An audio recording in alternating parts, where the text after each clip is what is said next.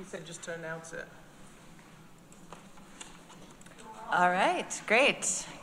Good afternoon, everyone. Welcome to the Government Operations Committee, April 3rd, 2025. It is 2 p.m. And we have legislators Rich John, Greg Mezey, and myself, who are typically on the committee. We have a special appearance today. Special guest, Annie Corman, is our guest legislator today. Temporary member.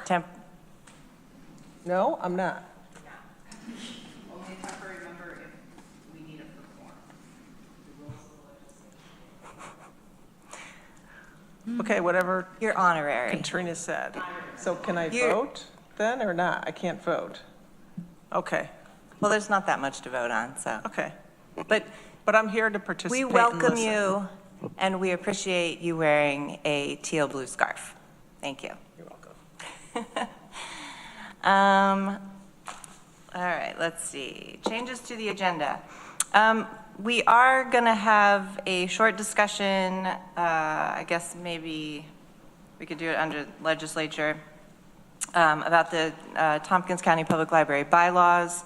We have a question and comment about that, so we will discuss that. And thank you to team members for the team spirit, particularly our county administrator, Corsa Kumfi, which maybe we can get the camera on him today. Look at that, we're amazing color. We are all wearing our teal blue to match our agenda. So love the team spirit in this group. Okay, public comment. I don't believe we have anyone. Minutes approval. Can I have someone move the minutes, please? Greg moves, Rich seconds. Any questions, comments, or edits on those?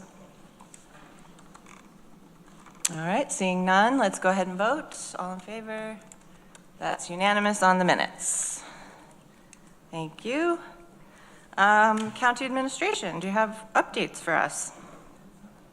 I think I provided. Microphone. I did provide full legislative body yesterday with a full update. Just to highlight some few things, we met yesterday with TCOG Committee on Emergency Management and looked at our plan going forward. The processes that will be coming our way through Public Safety Committee and full legislative body will also be informed the actions that we take moving forward. We also I indicated yesterday that changes at the federal funding. We just had our first casualty, which is the Fellows Program at Department of Health. So the funding has completely been pulled back. So we have 3 fellows that is funded through the state agency, but they are working on key programs for us that we may need to continue. So public health is making determination how we can continue the program. And then if there are any required changes or requests, we will bring that to the committee relevant for that specific aspect. And that's about all. Everything else was provided yesterday. So.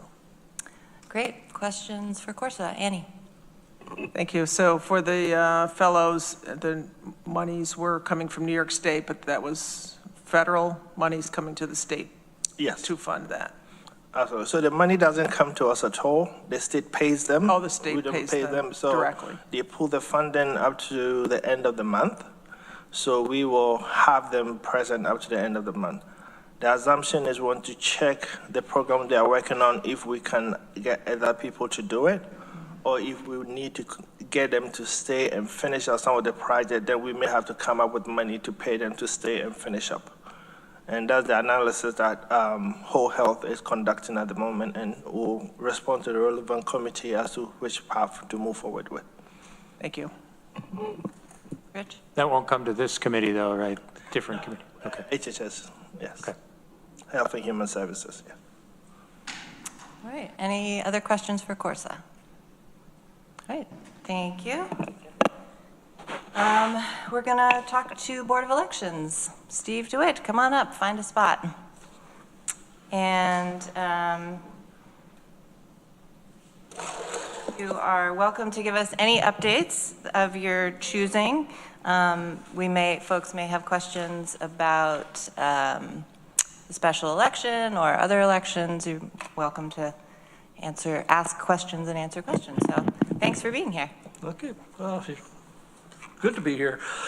Just wanted to say that Alana Congdon is busy awaiting petitions. So this is the last day to file designating petitions. It's been happening all week, and I would think that most of them have been filed, but there's still a few stragglers. Going over, we filed 6 goals for this year. We'll start out with those. The first one is to continue to run fair and transparent elections in Tompkins County. We've been very successful at that over the years, and it's what we strive for every year. And then communicating to voters the many options for voting. Over the last 5 years or so, there's been, it used to be that you could only vote on election day at your polling place, or you could vote by absentee ballot, and that's expanded now to where we have 9 days of early voting for all primary and general elections and special elections. And we also have early vote by mail, which is essentially an absentee ballot where you don't have to give a reason why you want the ballot. And that was very popular last year. The big ticket item that we're looking at this year is that we are going to have to upgrade our electronic poll books. Probably won't have to do it before Election Day, but at the end of this year, Apple won't be supporting the poll pads that we have, and so we're going to have to buy some more. Now, the good news there is there should be grant money to cover most of, if not all of that money. If it does not, we will then probably be coming back to the legislature to tell you what the story is. Last year we we started up a training portal on our website for all of our poll workers, and we put a lot of our training materials up there, and we continue to improve that. And then another ongoing goal is to develop strategies for attracting and retaining poll workers. I'm not sure if their pay went up. Did their pay just go up with the living wage, or is that still up for discussion? I don't know. I don't think it's changed, has it? Well, but their pay rate has gone up considerably over the last 2 or 3 years, and maybe that helps. I don't know, but it is still a challenge, to staff our elections for every election. And then the final goal is to conduct an I voted and future voting sticker contest, which we just announced yesterday, and we'll be doing that again this year. With regards to the special election, it's a challenge to run a special election, which is essentially a general election and a primary election on the same day, mainly, because in the primary election, only the party that's having the primary is eligible to vote, but for the special election, everybody is eligible to vote. And to complicate that even further, the special election is running for the county legislature using the existing or 2024 lines. Right. Whereas the primary election is using next year's lines.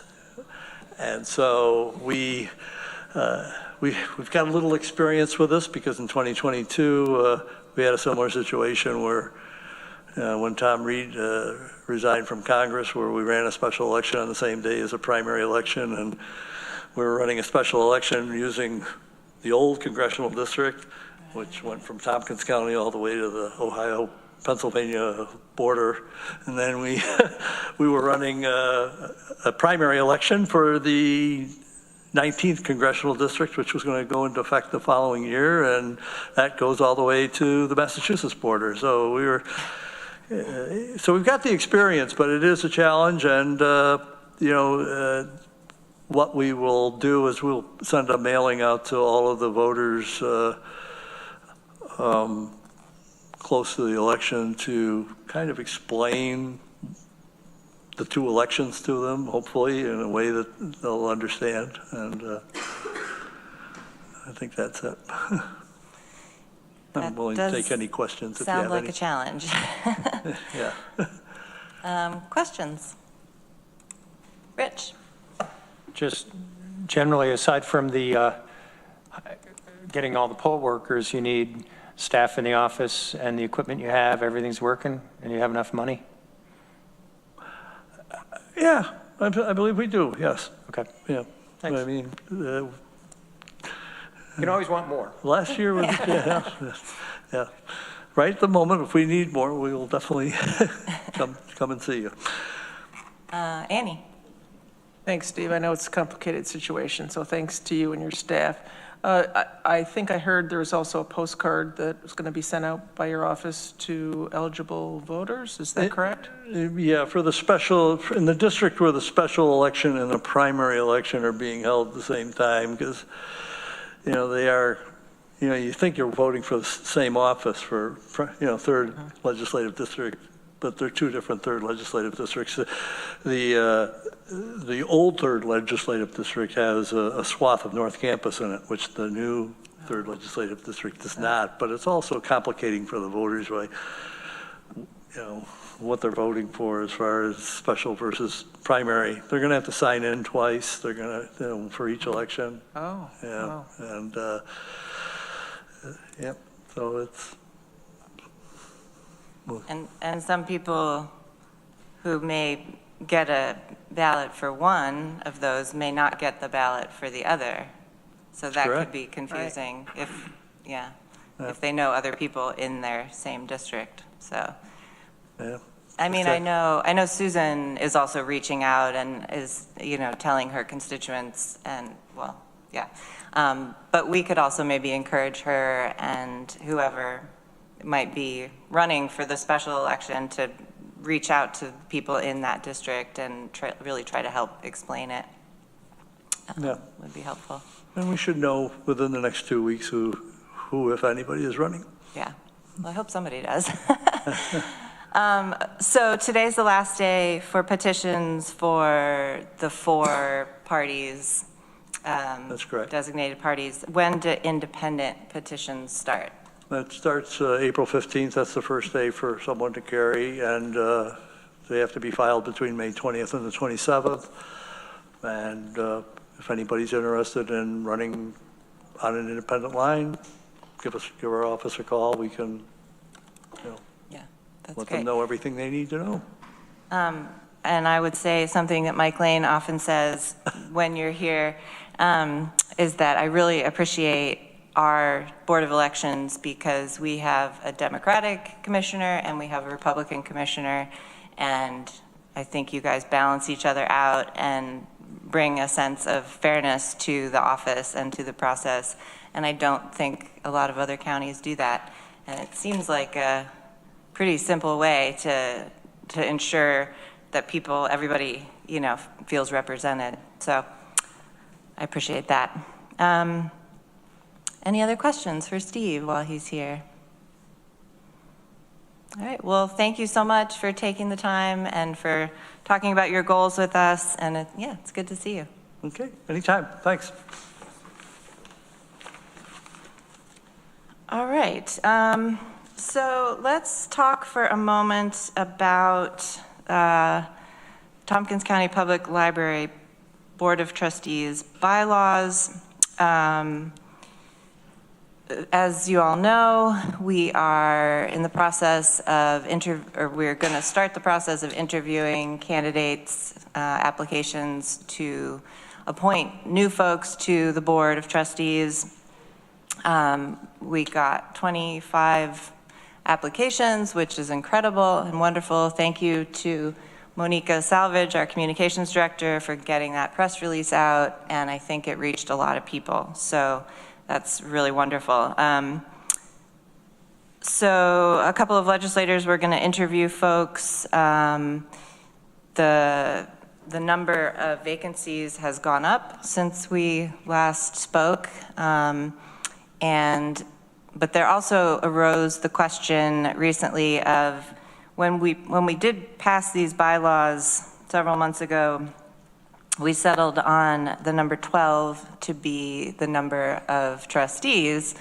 But because we have such a large number of applicants at the moment, a few folks were wondering if we wanted to raise that number, either to 13 or 15. And I believe Rich has been talking with some of the trustees about that. And we were just thinking in terms of timing, do we want to go ahead and sort of pre-approve a change in that number based on Rich's continuing conversations with the board? And because we have so many people, maybe it makes sense for us to, add a few more while we have these folks. So I don't know, Rich, what you want to say additionally about it? Yeah, I think you've covered it pretty well. I'd just give a little bit of background that the board, the TCPL board, had thought 12 was a good number because they'd had some difficulty in recruiting and finding candidates. And that really is not the case right now. There's been a lot of attention on the library, and I think looking at the applications, we've got a lot of very qualified people that are engaged and would like to help the library.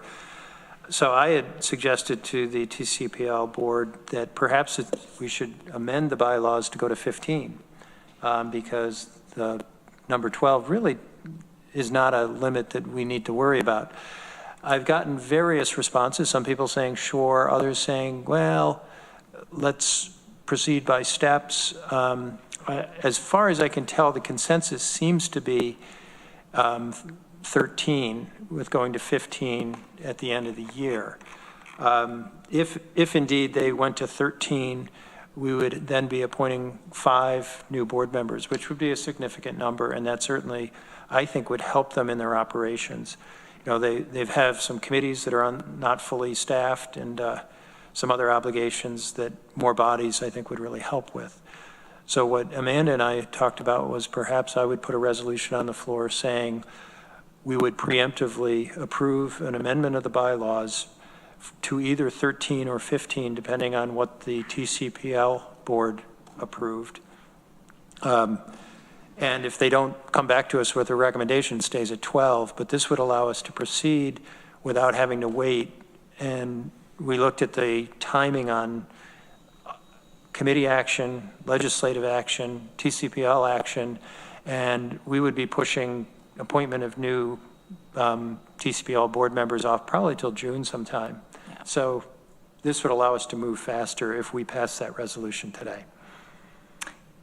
And I would move it. Okay, so just to maybe clarify exactly what you're moving. This is a prospective approval by this committee to allow amendment of the TCPL bylaws to change the number of members of the TCPL board to a number between 13 and 15, and whatever number the TCPL board selected, we would agree with. And to be very clear, it's not a range. We're not looking for a range. No, it's a number. We're looking for the numbers 13, 14, or 15. Correct. Okay. Is there a second to that? Greg will second that. Okay, so let's talk about it. Greg. So what this means is that we would then get a resolution that would come to the full legislature with the decision of the TCPL current board that we would vote to approve on. I'm going to look at Jordan or Katrina. Yeah. What the process would be. Do these bylaw approvals, does this amendment go to the full legislature? Yes. Okay. This would. So yes. We can prepare a resolution based on what the board decides. decides. Right, so it doesn't have to come back to committee once the board decides. Okay, I'm We can totally fine. draft it based on that. Yeah, and I think just to add to what Rich said, the idea is that if we kind of preemptively do this, then so we're doing these interviews over the next 2 weeks, and by the end of April, we'll have those, let's say, 5 people, and we can go ahead and start the process of approving them, because they will still have to, those names will have to come back to this committee and then go through. So, but if we are already like ready to go with the number 13, say, we could get that started. And to be clear, like, the board can suggest other changes in the future, or so can we. I mean, this, clearly, nothing is ever really set in stone, so. When does the board meet? The fourth Tuesday of the month at 4 o'clock. And I just, again, a little bit more background. I had suggested that the TCPL go to 15, and then if they found in the future, this was their concern, that right now there's interest, but maybe there wouldn't be in the future, that we could amend again and take the number down. You know, it's not set in stone, but I think they felt more comfortable with a gradual. So to be clear, Yep. this resolution would come to the first Tuesday of May, May 6th. May 6th meeting of the full legislature, and we would expect a decision by the TCPL library on a number by their April meeting. I think this resolution would come to our board meeting, our second board meeting in April. In April, yeah. I mean, is that true? Because it's just perspective. If the TCPL board doesn't meet at their last meeting of the month, you know, on the fourth Tuesday, nothing changes. But it would allow us to do those appointments at the first meeting in May. And then we'd have active board members. What do you think about that, Katrina?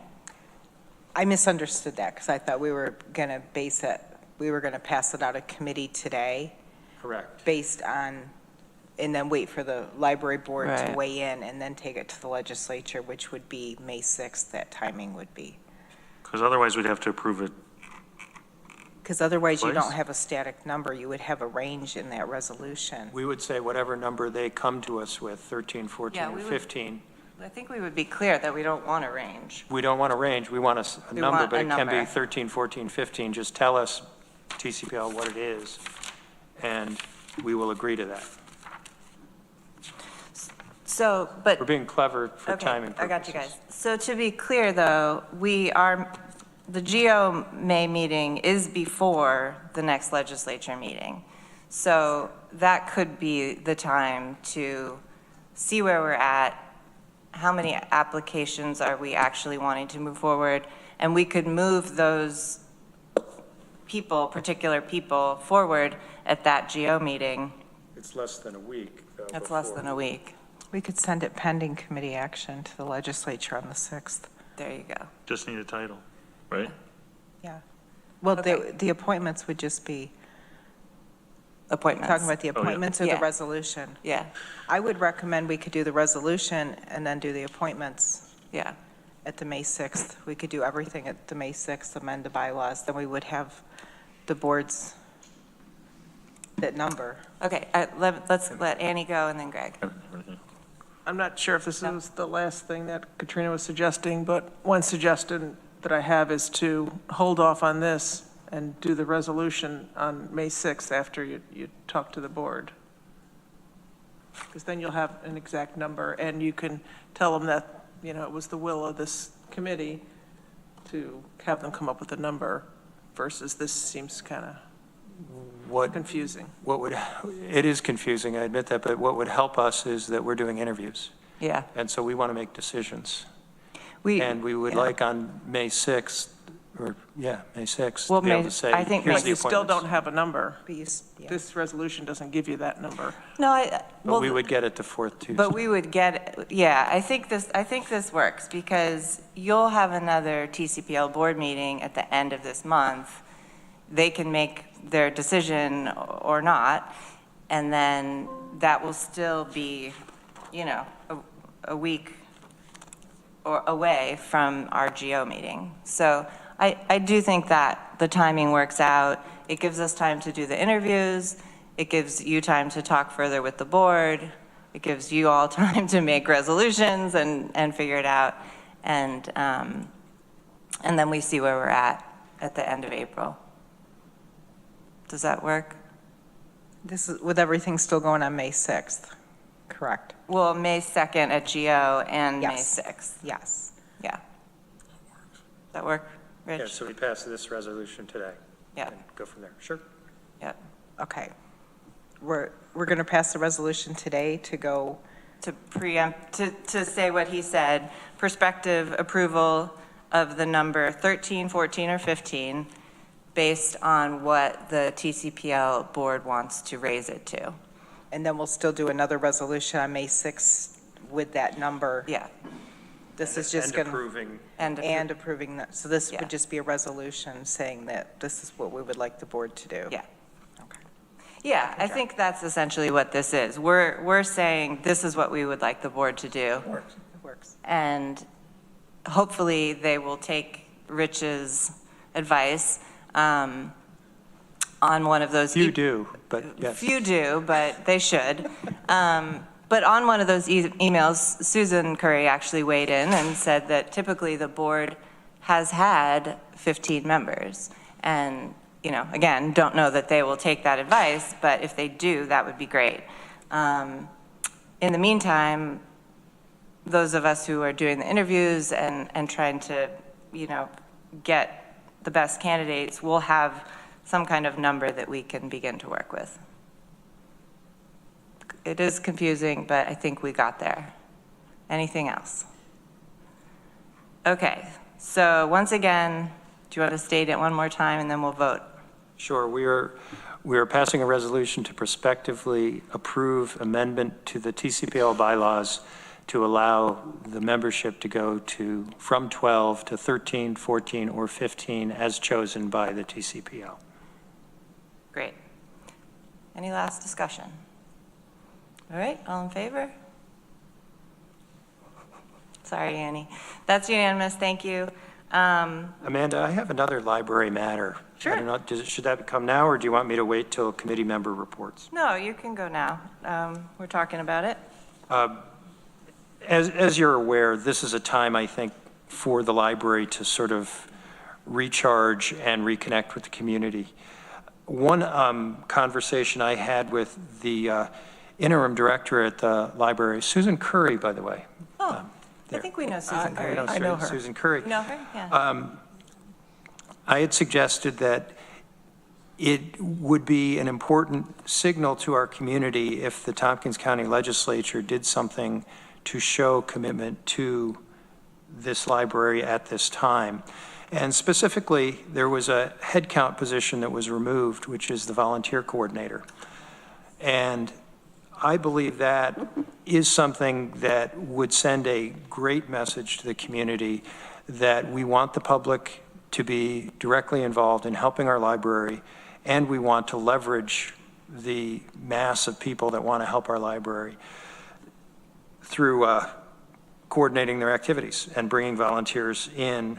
I asked Susan for some information. She sent me a job description and some salary information. It was remarkably affordable compared to what I thought it was going to be. It's in the range of $28K. Of course, fringe on top of that. But I plan to bring a resolution for a budget amendment on that ground, but I wanted to advise the committee and hear comment if anybody thinks this is a bad idea. I think it's a great idea. I think many people were upset when that position was cut, and the volunteer program at the library has always been very, very important, and seems like a small investment to then bring together all these volunteers who are giving their time and energy. Yeah, Greg. There's not current funding with the other staff changes that have been made at the library within the library's budget? They are using fund balance for operational expenses this year, so they are over. So this would allow them to not change any of their other operations or draw further from fund balance. I know we're usually hesitant to make major budget changes during the middle of the budget or during the middle of the fiscal year. All true. Is this something, because it is a small number, that they could use fund balance for, because they do have a relatively healthy fund balance, and we could look at during the budget process? We could certainly do that, and I think we should consider reinstating that for next year's budget. But part of the reason I think it's important to do that is so that we as legislators are speaking, that we are saying something very different from what we said last fall. I thought that our vote on taking money from the TCPL and putting it in the rural libraries was sending a pretty clear message about where we were at that time. I would like us to send a very different message now. And that's why I think we need to get the fish hooks out of our pocket and spend a little bit of money now. That's my thinking, but. Yeah. Corsa, do you have thoughts? Difficult topic for me to chime in terms of the library, so I will let your thoughts stay the course today and stay out of it. Okay. No, this is very clearly a political Yeah. thing. This is a statement in my mind, and I would like to see us make it. Annie, do you have any thoughts? I like the idea. I'm not 100% that I would vote for it. I'm leaning that way. If it included some language about we're supporting the course that the library has taken right now, I'd be more inclined, to do that, because I agree with what you're saying. Is we made a statement before that we were very concerned about some things that were going on at the library. So I think, if we can get those numbers with the fringe. What I would intend to do is to bring this as a member file because of timing, and get some help from county administration to put numbers together.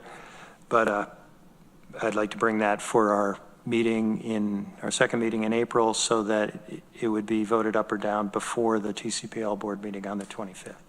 And one more thing, if I could say, it'd be interesting if there were some example of, it doesn't have to be exact, but some number that this person could leverage X amount of hours or volunteers in the community. Yeah.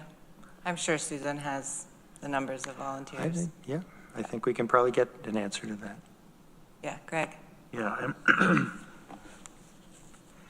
I support our library system. I support our interim director.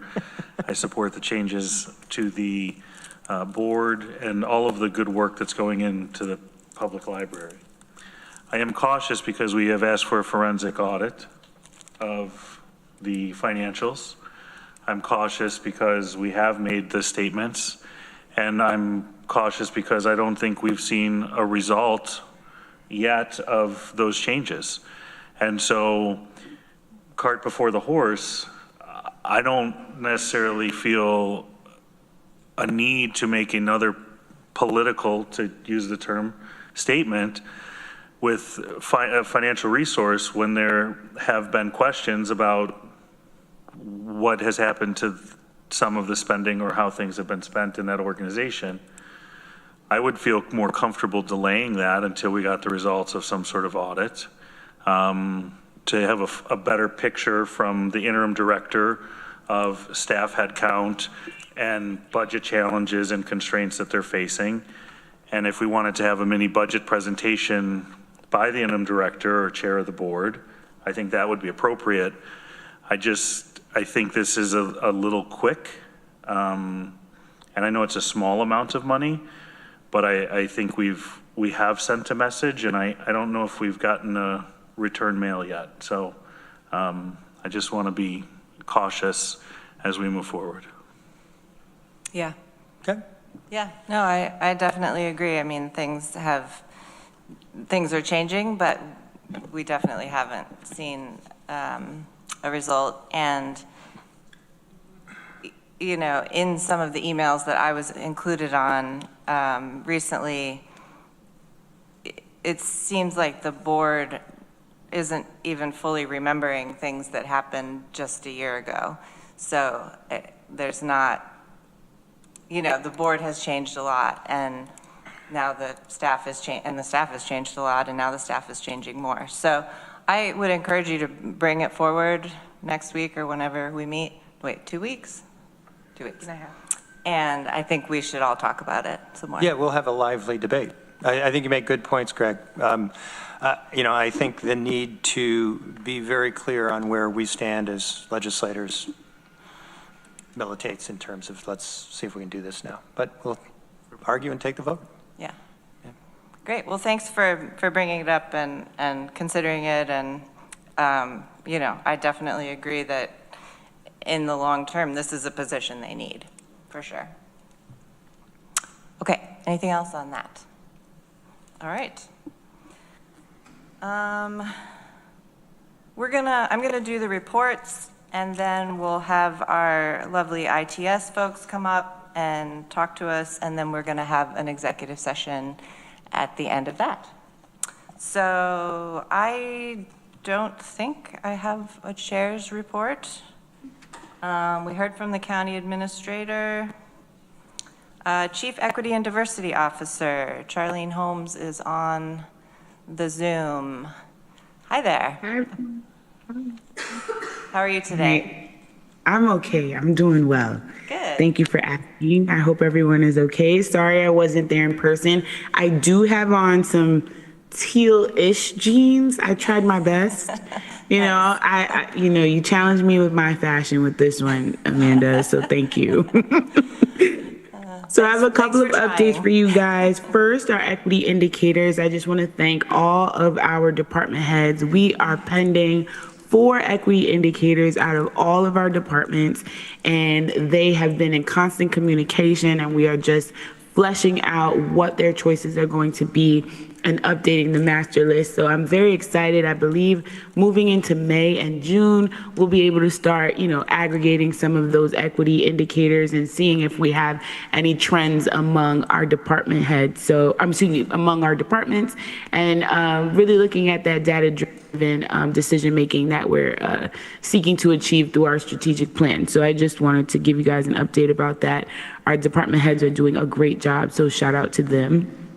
My second update is on March 17th and 18th, we had the Government Alliance on Race and Equity do a site visit. They were here, and I just want to give a thank you to Visit Ithaca, GIAT, Southside, Community Leaders of Color, Ithaca College, Cornell, the Conference Center, Hotel Ithaca. And if I missed anyone, please forgive me. It was 2 days filled with a lot. But before they left, they shared something very important that I'd like to share with everyone.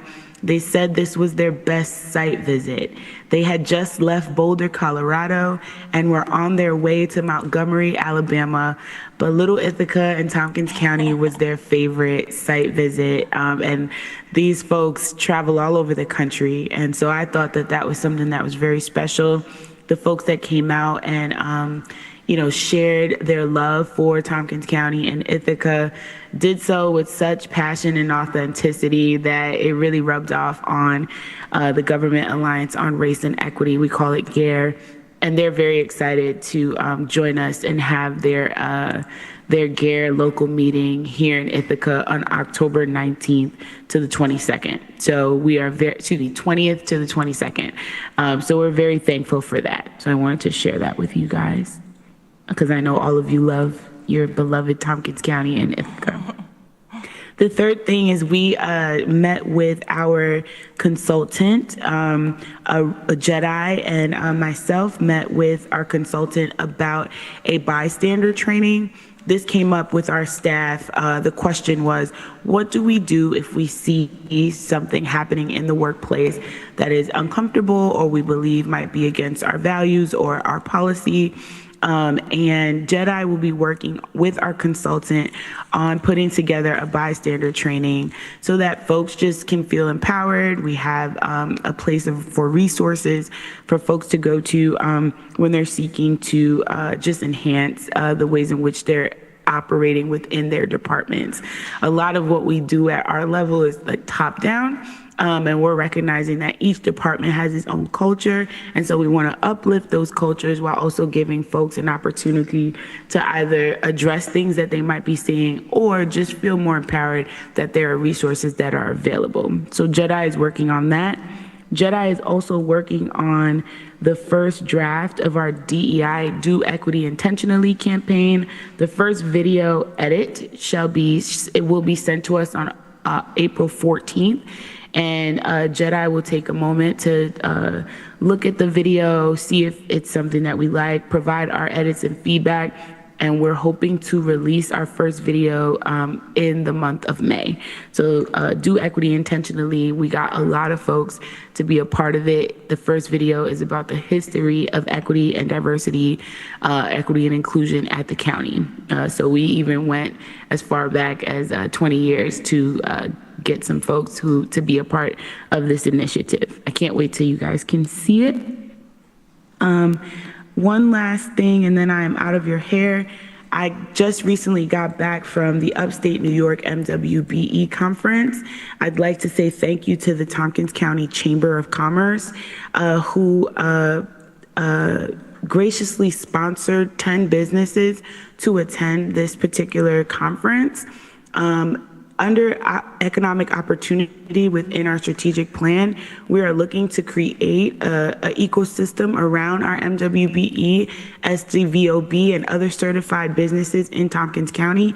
And this was a way for us to start and just see who our community stakeholders are, see who's interested in becoming certified, and provide finance in our other departments that are seeking to diversify their contract pool with businesses that are certified and that we could track over time. So this was a huge win.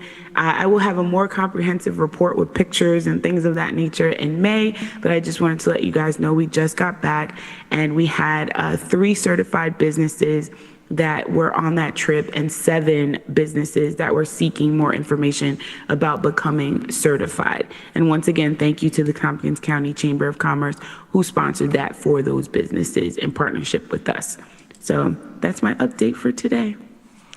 Great, thank you. That's a lot of good and important work. Questions for Charlene about any of that or anything else? Annie. Hi, Charlene. Just wondering for the businesses that get certified, you said, what does that kind of mean to them or in the community? What's your take on that? To be a certified business in New York State, we have, you are able to contract with government. You either can be a prime, it depends on how big the contract is and whether or not your business is large enough to support or have the capacity for that particular contract, or there are subcontracting opportunities because we have Article 15A, which is a New York State law that each contract that is administered from New York State must have a 30% MWBE utilization rate. And so MWBE stands for Minority and Women-Owned Businesses and Enterprises. It's a certification that was developed in 1967 that allowed for businesses to become enfranchised because at that time there was a disenfranchising for business owners who held a minority status or a woman status. Things have changed, but we are still operating in that. And as a county, we're looking to also partner with those organizations. So this was an opportunity for us to almost court them in a way to see like, well, what are your capacities? Could you please provide us with your capability statement? What are your codes and who are you partnering with now where we might be able to get you connected to some contracting opportunities within our government and other municipalities that we might be in contact with. So that's what it means for them. You don't have to be an MWBE to partner with government, but this was something that was post-civil rights that was used to ensure that folks had an opportunity to be to have economic mobility in our country. So New York State is still operating under that. Great. Does that count towards local government too, like county government? Yes, the law is, some of our contracts that come from New York State, depending on the agency, there is an individual or an office that oversees that contract and ensures that we have our 30% utilization rate. But that is not a one-size-fits-all. It depends on the agency and it depends on the contract. But we do have some, especially in planning, a lot of our planning grants are monitored and whether or not we're operating in that threshold, and then we have to report on our solicitation of those businesses in our courting process. Well, thanks to you and the chamber to help getting local businesses certified. Thank you. Yeah, you. a lot of work. Anything else? All right, well, thank you so much for being here. We always enjoy seeing you and hearing your updates. Thank you. Let's go on to County Attorney Maury. Any updates? I do not have a specific update. I would add, just to follow on to Charlene's message just now, is that as those contracting issues evolve, I am, available to work with you on those. I think principally, who knows what the federal government is going to do with this and what future litigation may hold, but there's never anything wrong with increasing your applicant pool and making opportunities known, and having a goal as opposed to a particular number that's a requirement. Thank you, Maury. Thanks, Maury. Any questions for Maury?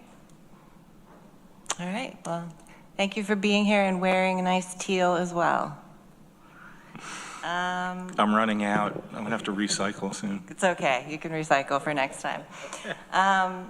Director of Finance, Lori, thanks for being here. Thank you. I have an update on the Imran foreclosure properties. As of today, we are at 19 properties. 12 of those are residential, 5 vacant and commercial, and 2 installments that are in default. All right, questions, Greg? Just to clarify, when you say vacant commercial, is that land or is it commercial space that's vacant? Either. Both. Either or both, okay, thank you. All right, other questions on that or other financial topics? All right, well, thank you for the updates as always.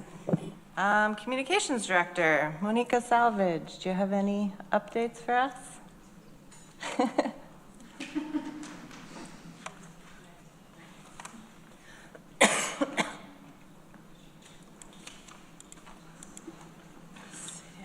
Hello, everyone. So I just wanted to talk with you a little bit about data today.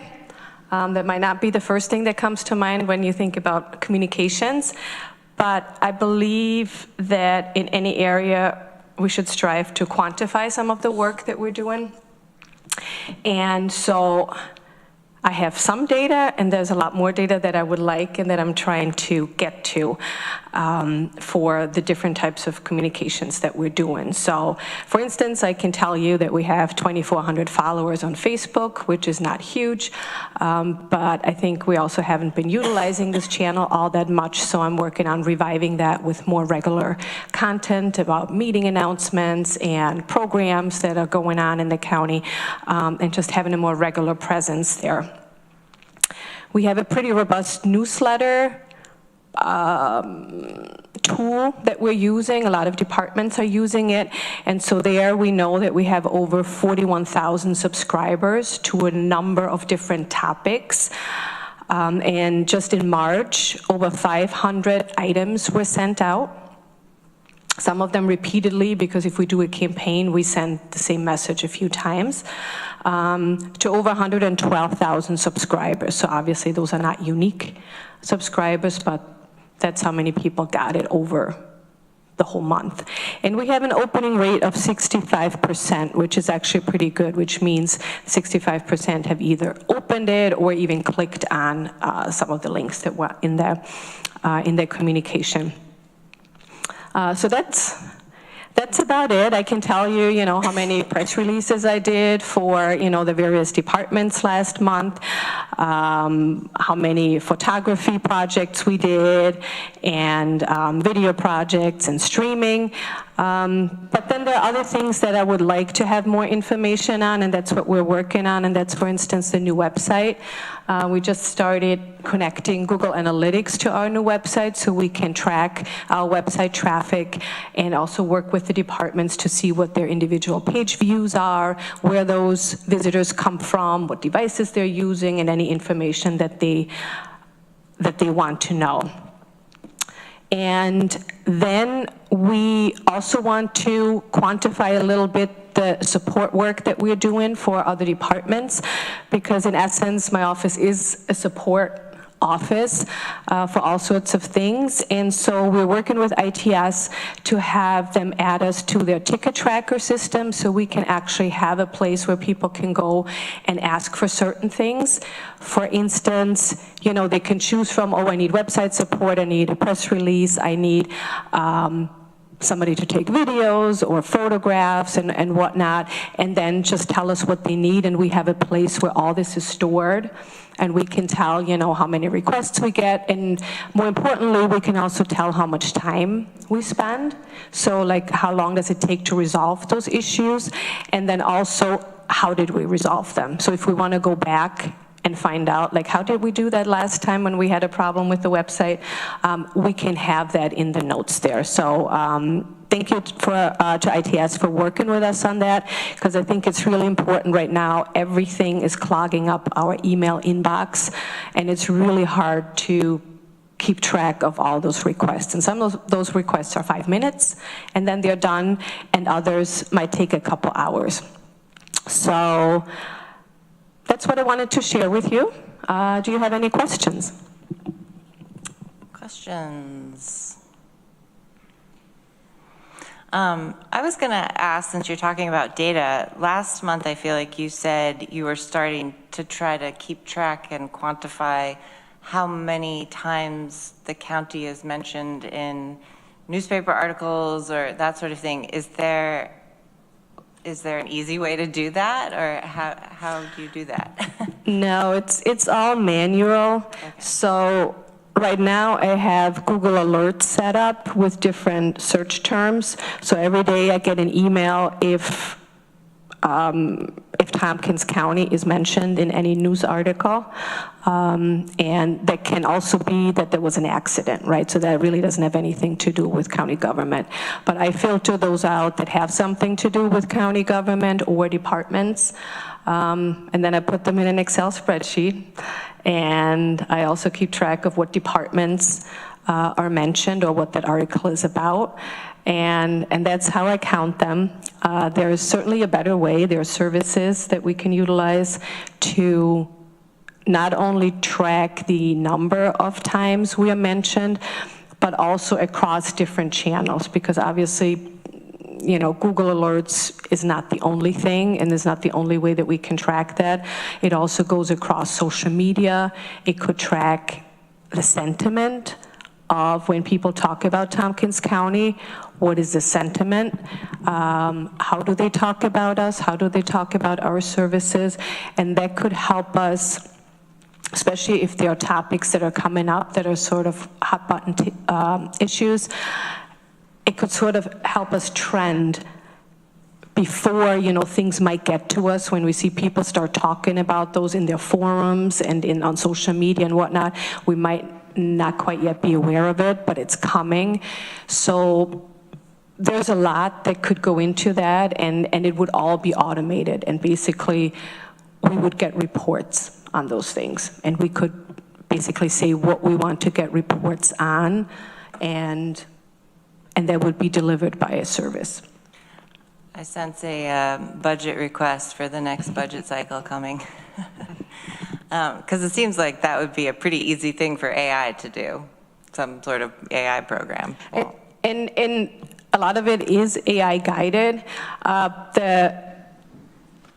the good thing about those services who make a living, doing that, is that they really go across all sorts of mediums and not just news articles, not just on websites. They go across forums and social media and all sorts of things, and stuff that you just cannot track in person. And so AI is certainly helping with that, and the way we can identify keywords that we're looking for, or departments, or, obviously we can't look at everything, but what do we want to focus on? And that's what they're basically crawling the web for. Yeah. Great, thank you. I don't see any more questions. Thanks for being here. Can I just ask something really yeah. quick? So regarding the first part that you talked about with departments, there's a certain spot now for departments to make a request? Not yet. Oh, so that's what you're working on? Yeah. So instead of sending an email? Yeah. And then you can easily track what's going on and completed projects and all that? Yes. Okay. That's the goal. Great, thank you. Thank you. All right, committee members, any other topics you want to bring up? Yeah, Maury. After committee members, I left something out. Oh, I don't think they have anything. They're looking quiet, so go ahead. I did have an announcement and forgot to announce it, which is that the Department of Veterans Services, in collaboration with the Veterans Practicum at Cornell Law School and a little bit from my office, is having a legal aid clinic from 12 to 2 at the Department of Veterans Services. If you know of anybody who's interested, they can register for that at the at the Department of Veterans Services website. One of the focuses of the practicum and of the clinic is ex-service members who legally cannot be classified as a veteran because of discharge status. And one of the things that this group is working on is ex-service members who are looking for discharge upgrades in order to qualify for veterans benefits, which is a service that's very hard to find in the private sector legal community because there's no attorney fee provision associated with it, and it could be very helpful for ex-service members who were discharged in the past for violating don't ask, don't tell, or something like that, to have their discharges upgraded to honorable so that they can qualify for different kinds of medical and other benefits that the VA provides. Oh, great, thanks. Rich? Just for clarity, so if you're discharged dishonorably, you're not eligible for benefits? I believe that's right, or at least you are excluded from some significant categories of benefits. But there is a process to be upgraded that's little known and little pursued because it's, it's prohibitively expensive. Yeah. Okay. Thank you. That's interesting. Yeah, of course. Yeah, so speaking about the veterans, I just wanted to inform you that on Monday, the 28th, the staff are attending a conference in Albany. So the office will be closed for all day, Monday, April 28th. Great. Noted. All right, we are going to move on to the Department of Information Technology Services. Lauren Cottrell and Kim Moore are here. And why don't you guys start us off talking about your department goals? Great, thank you. Good afternoon, everyone. I first have to start with Monica. I can, when we add her to our work order system, I can hear her saying to everybody, put in a work order just like IT does. So we'll see where that goes. So department goals. IT continues to work with departments for strategic IT planning, especially within our department, to kind of streamline our processes and how we support the department. So we're a small staff of 11, so we support 814 employees and a lot of external agencies, and we'll dive a little deeper into that in a few minutes, but we continue to try to streamline as much as we can when it comes to patch management and anything that we can automate. We're also in the business of enhancing cybersecurity all the time. New zero-day exploits, and we're constantly getting cyber threats daily. So we continue to build partnerships with state and federal organizations to implement tools and conduct preparedness exercises, tabletop workshops. I think some of you have participated in. And then just continue, to enhance our systems to protect data. We're always modernizing our infrastructure. Our things get outdated, cores, switches, storage, servers. So we're on a 5-year plan to keep that stuff new and working in good condition. We're also supporting and trying to improve systems and automation within county departments, working with them to upgrade software and improved reporting or whatever they may need. That's becoming, as we'll get into, pretty heavy part of our day-to-day. We also are trying to make sure that our support is continually responsive and we don't have to let things sit. Nothing worse than somebody having a broken computer and they have to wait a long time to get that fixed. So we're always evaluating hardware and streaming our device management. Our GIS division is looking forward to innovations next year or this year, upgrading mapping tools, databases, workflows to enhance countywide planning and decision making. And then we're always incorporating equity indicators into our department and planning and decision process. So ensuring initiatives align with the county's equity goals and promote inclusive outcomes. So that's some of our goals. Great. Questions on those topics or other general questions for ITS? All right. Greg. So I had to look this up. You used the term 0 day. Yeah. And I only know this because I just watched a show. Oh, you watched the movie? I watched the movie or short series or whatever it was. But can you explain what a 0 day planning is so we know what it actually means? So yeah, 0 day is all of a sudden you wake up in the morning and there's a vulnerability that there's no fix for.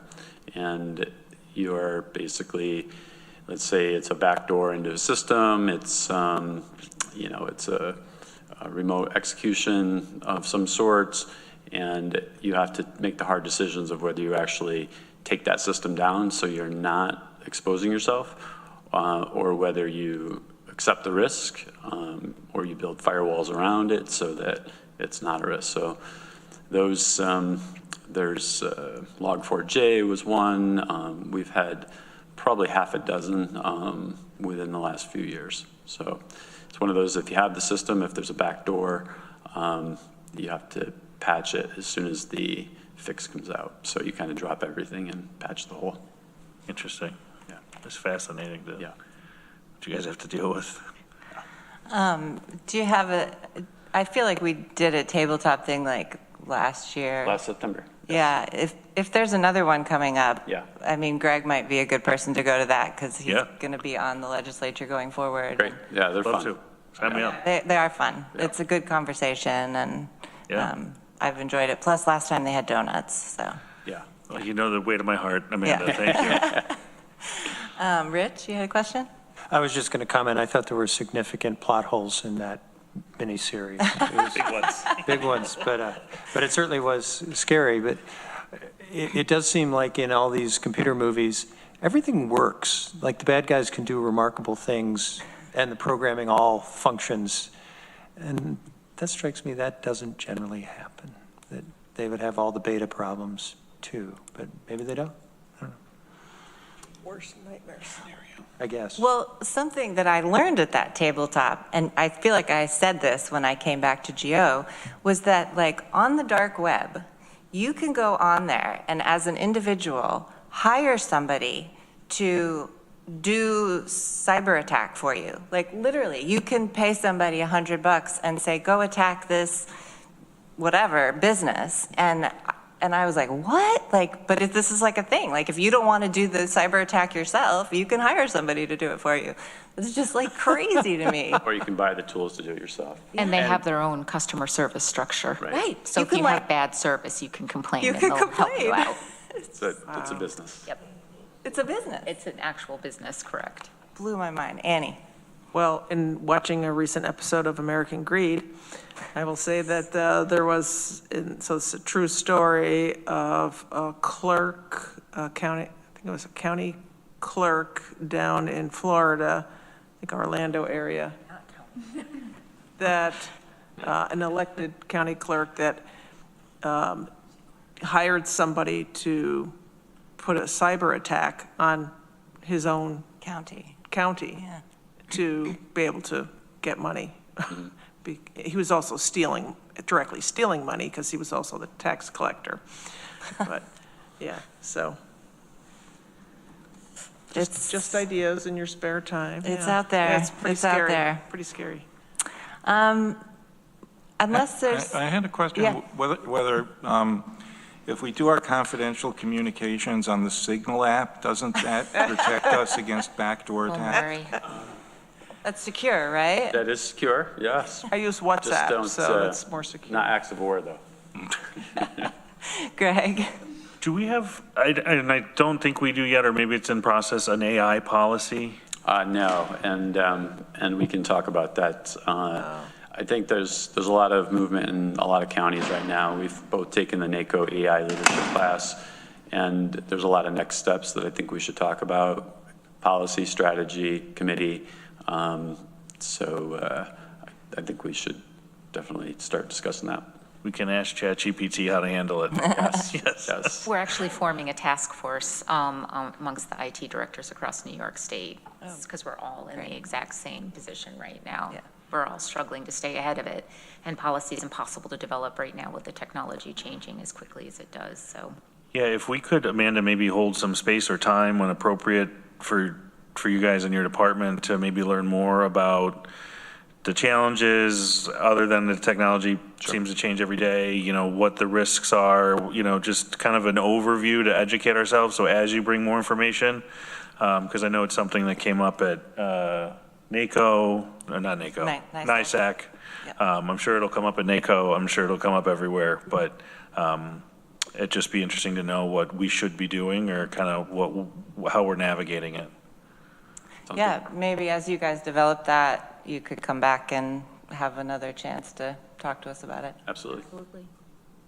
I don't know if I raised this with Dan and Katrina. I don't know if everybody noticed, but at Tuesday's Ledge meeting, one of the presenters had an app running the whole time she was present, and she went toward the end, and her app did AI notes on the meeting, or an AI summary of the meeting, which then got emailed to all of us. If you read that AI summary, it is amazing how spot on and accurate it is. Probably a testament to how clearly we all speak on these microphones, but it really was, it was really impressive. We have some departments dipping their toe in that right now. Well, so it's really interesting. I mean, I just as like a test was like, oh, what's the practicality? You know, something for Rich, and I asked ChatGPT to write a resolution as a Tompkins County Legislator in the whereas resolved form. Right. And it was remarkable how it imitated identical to what is, almost identical. Needed very few formatting corrections. It was pretty spot on. So theoretically, it dipped into our website, saw the format, and it's got a lot of data out there to pull from, so. But it's not really creating new data, it's just regurgitating data that already Modeling, exists, correct. right? It's Yes. just Learning. projecting the probability that this information is accurate. Yeah, a lot of people actually in the IT directors, they don't actually like the term AI. We prefer machine learning because that really is what it's doing. It's modeling data, it's learning, and it also unfortunately can have bias, and it can also have incorrect data, which then unfortunately you're regurgitating and sharing Again. bad information Yeah. again, so. Just to clarify, we didn't use that resolution. It was just an exercise to see what it would create. Yeah. Well, I think the point here is that we might not need legislators Mezey or John because their spots can be filled by AI. No. Machine learned. Just kidding, just It's kidding. really just a way for them to do more resolutions, because it gives them That's true. something to edit. But to suggest that you would take an AI-generated resolution and just send it straight onto the Yeah, agenda, no, we wouldn't or do those that. notes just say, that's what happened at the meeting. It's just, Yeah. it's just like a virtual assistant. It's Right. not, the end product. It would be. Well, we have to have Rich. special election for AI legislators. Yes. AI legislator. Rich? Yeah, no, I think I'm becoming redundant in all sorts of ways. But I would note that in that exercise we did, there was information in the charter that we needed that it just didn't know about. And so, there's a glimmer of hope for humanity there somewhere, I think. Yeah. That we still have some value somewhere. We do have some value. Okay, we are going to ask you folks to stay, and we're going to move into an executive session. And I'm going to say that in accord with Article 7, Section 105 of the Public Officers Law, we are going into executive session for matters which will imperil the public safety if disclosed. So we will take a couple minutes to turn off our recording. Motions. Oh, we need a motion. Greg, seconded by Rich. Motion to go into executive session. That's unanimous. All right, so now we're going to do that and take a moment to shut down the recording. And we're not going to take any action after. No action after. I think that's all I need to say.